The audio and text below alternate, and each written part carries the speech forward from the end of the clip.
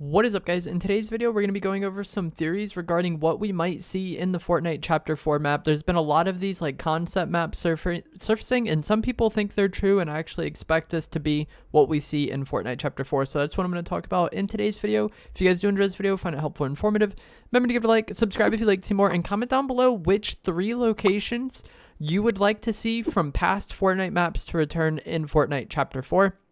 I'll get into mine later on in the video. So because this event is called Fracture, and there's this leaked 0-point back bling that will be rewarded to players for attending the event, there's a lot of people assuming that the next Fortnite map is going to be some fusion of all of the Fortnite islands. So there'll be a huge fracture, and then the islands will form back together, and then we'll end up with these like somewhat Frankenstein maps, which are a combination of the Chapter 1, Chapter 2, and Chapter 3 islands. I'll have some of them on screen now because there have been a lot of them, and some people actually are starting to believe that this is what we will get in Fortnite Chapter 4. Not a new map, but just a map that consists of the 3 previous maps combined in some way.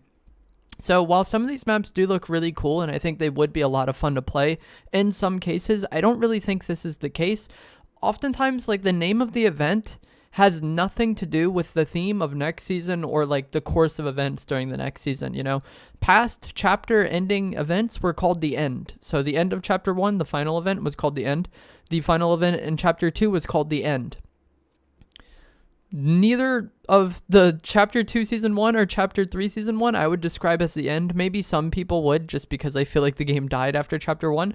But if anything, I feel like you would describe those events as like a new beginning or like a fresh start or something along those lines. It's completely the opposite of the end. So the name of the event, I don't think has very much tie-in to what to expect in Chapter 4. The 0-point will probably fracture in some way, and then as a result of that, through some means, we'll probably end up on a new island afterwards.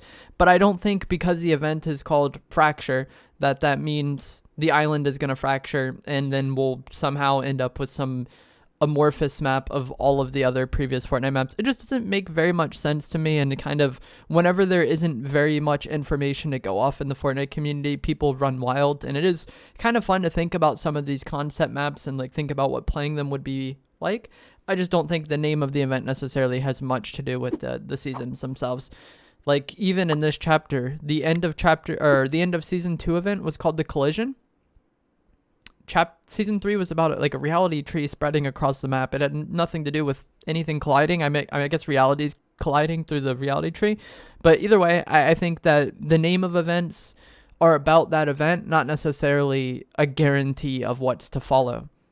So there likely will be some old locations returning to the Fortnite map. We've seen it from going from Chapter 1 to Chapter 2. There was some OG POIs on the map: Retail Row, Pleasant Park, Salty Springs, Risky Reels, and there may be others that I'm forgetting.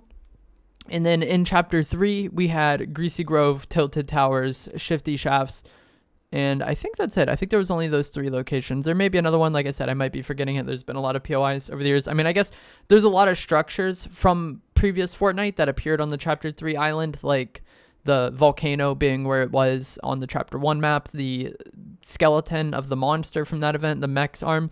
But it's not like they just remade the map entirely. They kind of used the same structure of the island, but it was completely different in regards to most POIs. So I do think some will return just because that's what we've seen in the past, and it does make sense. People like seeing OG POIs returned. Gets people talking, it gets people hyped. Tilted Towers was like a huge thing they did in Chapter 3 to get people interested in the Chapter 3 map, so I would not be surprised to see something like that again. But I don't think we'll see an entire map that consists of OG Fortnite POIs and just nothing new entirely. I do think it would be fun. Some of these maps look like they'd be a great time and potentially be the best Fortnite map ever, but it would not be as exciting, and it wouldn't be as fresh, and people wouldn't get to like discover the new map. I always see people talk about that when it comes to a new chapter and how exciting it is to go into a map completely blind and not really know everything and just kind of discover everything for the first time. And that's a feeling you can only get at the start of a new chapter. So I feel like having a Fortnite map that consists entirely of just pieces of old maps, while it might be fun, I do think it would rob people of that surprise and that like kind of curiosity feeling that you get with new chapters, and I think Fortnite really likes to play into that. And then also I do think those older maps would get boring faster. While I do think some of the concepts look really cool and it'd be really fun to play, after 8 months of playing a Fortnite map that consists of places that we've already had, I feel like people would get burnt out and tired. So while I do kind of wish they would go back to the old map sometimes for like periodic events, especially around like the Fortnite anniversary time, if they brought the Chapter 1 map back around then, I think that'd be really dope. People say they can't do it or for whatever reason, but if Epic wanted to have multiple maps in rotation or like have timed events of like another map being introduced in rotation, they could do it. They can make anything work with this game. As you'll see with like Creative 2.0, you'll be able to create entirely new games within Fortnite. So if Epic wanted to have multiple maps, I'm sure they could figure out how to do it. They've done much more difficult things with Fortnite in the past, so I think a map like these Fracture maps would be really cool. I don't think it's coming to the game, though. I expect some old locations, a lot of new locations, and then maybe some familiar landscapes. I wouldn't be surprised to see. That's kind of like what we got in Chapter 3. We got some OG POIs and familiar landscapes. For the 3 locations I would choose to be featured on the new map, like I said, comment down below which locations you would want to see return from Fortnite's past. I think the first 2 would have to be Paradise Palms and Yonder Yard. Those are just like 2 of my favorite POIs ever. We haven't had Yonder Yard since Season 7 pretty much. It was kind of there after the changes that happened in Chapter 1 Season 7, but most of it was destroyed and it really just wasn't a good spot anymore. So I think Yonder Yard would be great. I think it's one of the best unnamed locations ever. And it's a place I've landed at for like hundreds of wins throughout my Fortnite career. So I think that would be dope. And then Paradise Palms is a POI in the desert, which got introduced in Chapter 1, Season 5. And then it was there up until Season X, where they turned it into Moisty Palms. And in Season X, kind of like how in this season we've had the chrome spreading, which ruined the map. In Season X, we had rift zones, which ruined the map. And the Moisty Palms rift zone was a combination of Paradise Palms and Moisty Mire, so it became some weird like hodgepodge POI, but also the effect was if you crouched, you turn into a prop. So if you've ever gone to the NPCs and bought a disguise and it turns you into a prop, that's what happened whenever you crouched in Moisty Palms. And just think about how much you crouch or how much your opponent crouches during a fight.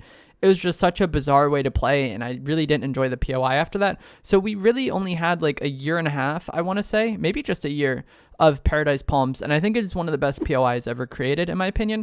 And then for the third POI, I really don't know what I would pick. I want to say Retail and Pleasant. They're 2 of the best Fortnite POIs ever made, in my opinion.